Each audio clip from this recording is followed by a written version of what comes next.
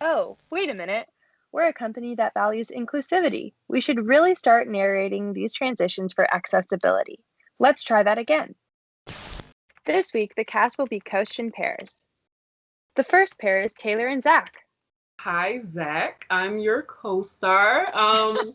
Well, I don't know the star, but And now, here's Jeremy and Ryan. Hi. Hello. We got started up and We're already warmed up. We've done a couple miles already.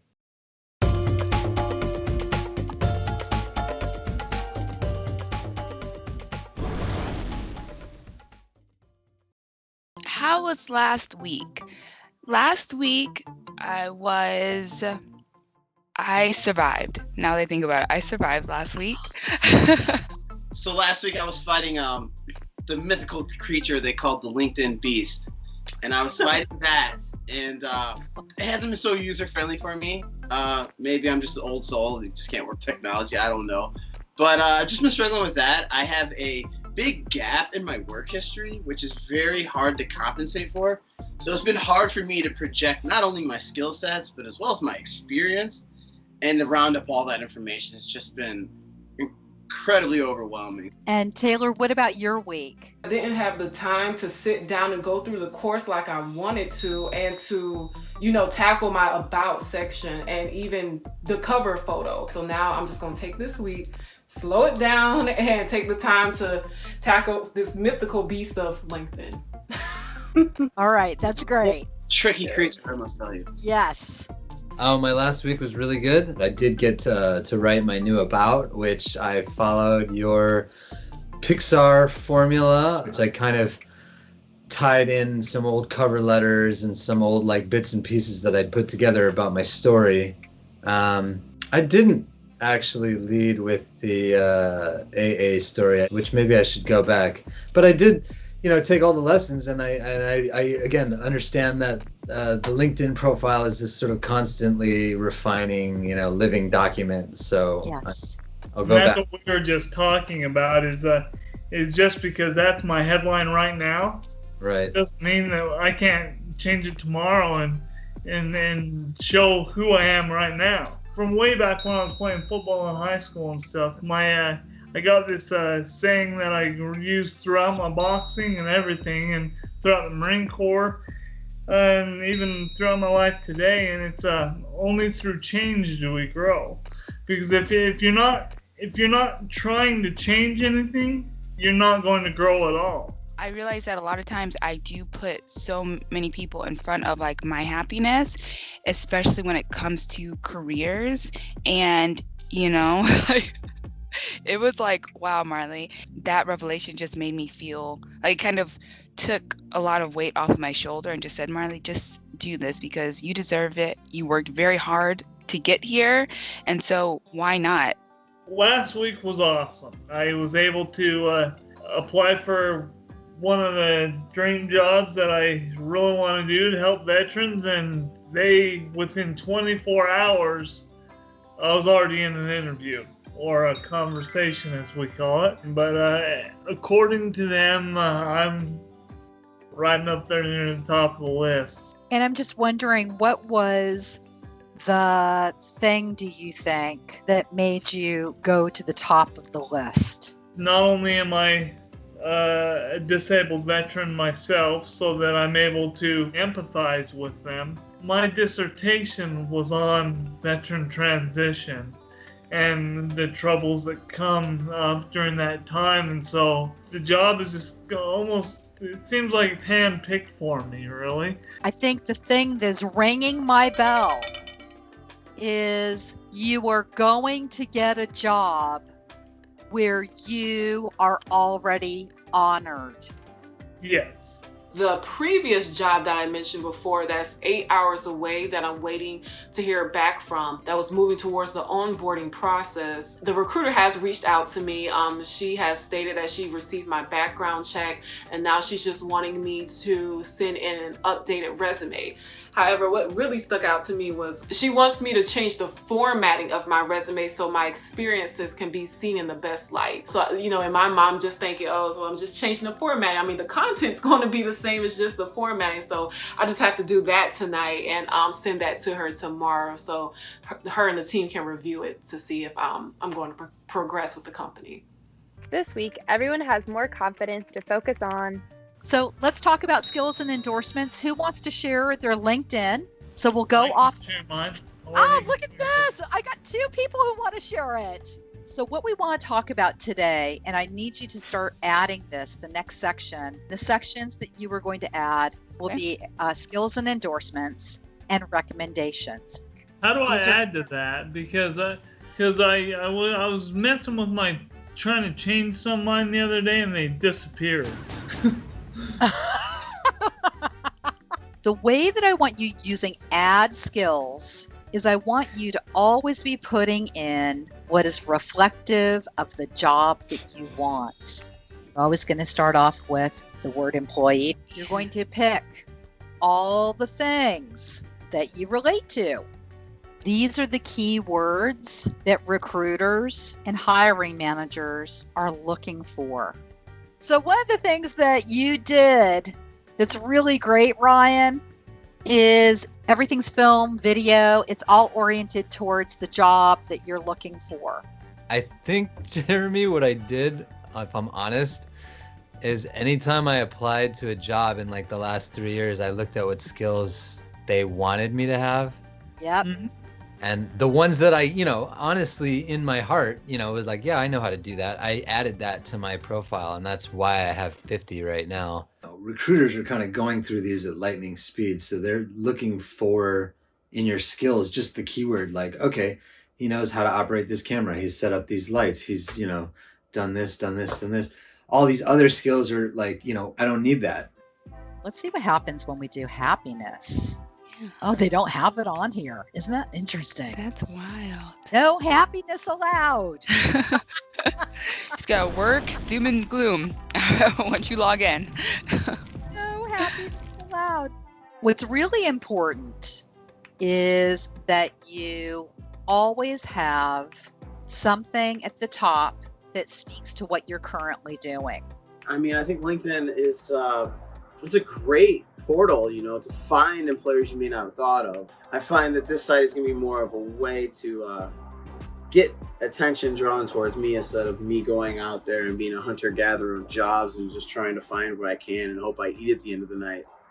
You want your top 3 to be pinned to here, and as soon as you reach 99 endorsements, change it to 3 fresh ones. So after you do that, you start asking other people saying, hey, SJ, could you please endorse my skills? And I'll come here and I'll endorse all of them.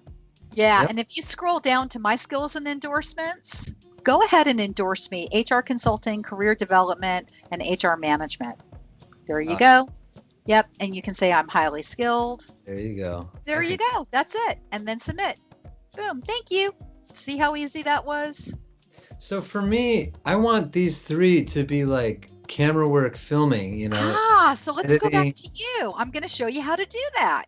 Yep. We're going back to you. We're going to scroll back down, unpin your top 3, boom, boom, boom, and change it to something else. So Taylor, I just heard you say, oh, wow. What are you thinking right now? I just didn't realize what I've been using, on LinkedIn as far as the endorsements and how helpful it can be, and how just those alone can, bring recruiters to your page, just by the number of endorsements. So I'm just learning. Before speaking with SJ, my thoughts about endorsements, that they'd be really hard to get. I thought that it has to be like a family member or a close friend or something like that. But what I realized with SJ is that it can be anybody that you have a relationship with. They can endorse these on one level or another. Yeah, so some of the tips that SJ gave me for recommendations was to kind of don't overthink it. I was kind of being very meticulous about it. What's the worst that can happen? They can tell you no, and okay, I'll try something else. Thank you very much. I think those are the top 2 things I've learned. It's okay to ask people for endorsements and to make sure that your top 3 skills are showcased. Now that we know everyone's skills, let's get to work on. The next thing is recommendations. I want you to give a couple, and I want you to start asking for them. Okay. Okay, you're going to ask for a recommendation. Send it to Jeremy. Dr. Jeremy. Hi, Dr. Jeremy. Could you write me a recommendation? You could just send that, or you can also tell him, and I will write you one as well. Great. Boom, done. I think the canned, like, hey, can you write me a recommendation, like, from LinkedIn is not the way to go. It's better to write a personal, like, hi, remember we worked on this project together. I'd really like to get a recommendation from you for the work that we did together. And they ask, what do you want recommendations for? You know, like, I'm willing to help you out, but you kind of need to write it for me and I'll sort of sign it, you know, whatever you want. I have gotten recommendations so far from some of the cast members, my fellow cast members here, which was so sweet, I thought.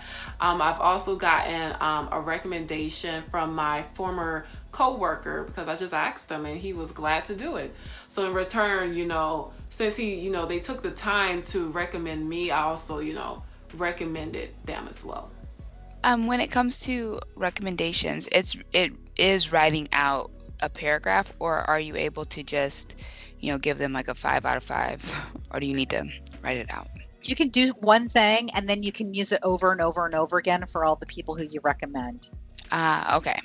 I gave a recommendation not too long ago. Here it is.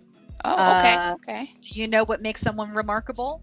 When they are a lifetime learner, they demonstrate who they are through their kindness and generosity.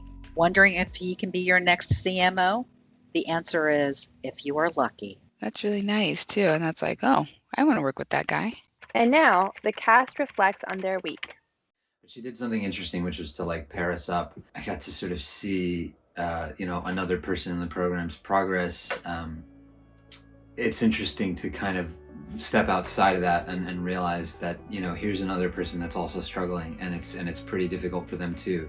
In doing that, you start to realize how many other people are probably going through the same thing. Yeah, it felt more like a team effort this week rather than an individual effort. Just looking to help me, it looked like we're helping the group, and so it was pretty cool. Actually interacting more with my cast members as well, because we're all in this together. So just letting them know they have that support system here with me. It's okay to be proud of yourself.